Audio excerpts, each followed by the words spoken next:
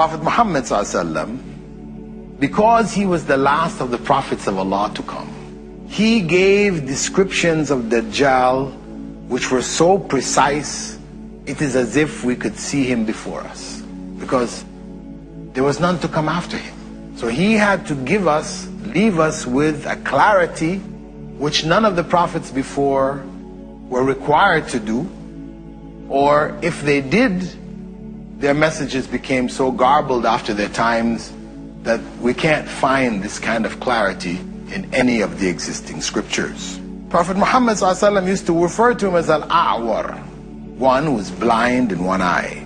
And he described in more detail that his right eye will be like a floating grape, shaking in his head, not in a fixed position. That will be his blind eye.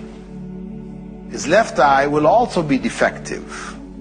It will have a thick film, opaque, like that of a fingernail, and it will be green in color, like green glass, and it will be bulging. This is how the Prophet ﷺ described the left eye, the eye which could see, of Dajjal.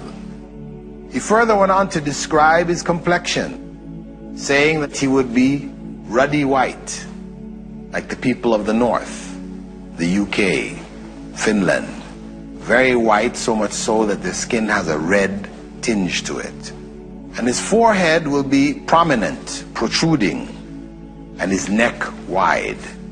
He will be short and stout, be young and very powerfully built, and his back will be slightly hunched. And when he walks, his feet would be set apart, not walking feet together, unusually far apart. And his hair will be curly locks, which look from a distance almost like snakes coiled on each other in his head, big locks. He will also be sterile. He will not have any children. According to the Prophet ﷺ, he most resembles a particular individual by the name of Abdul Uzza ibn Qatan.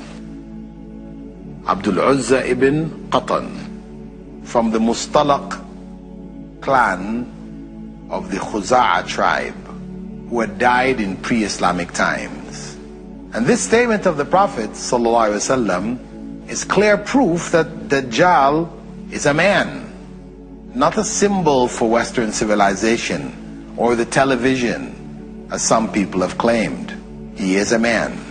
Prophet Muhammad ﷺ went on to say that disbelief will be written between his two eyes, which will be recognizable by both literate and illiterate believers. The letter kafir will be written there. Kafir, disbeliever. The fact that only Muslims and the believers will be able to recognize it, this doesn't mean that it is symbolic.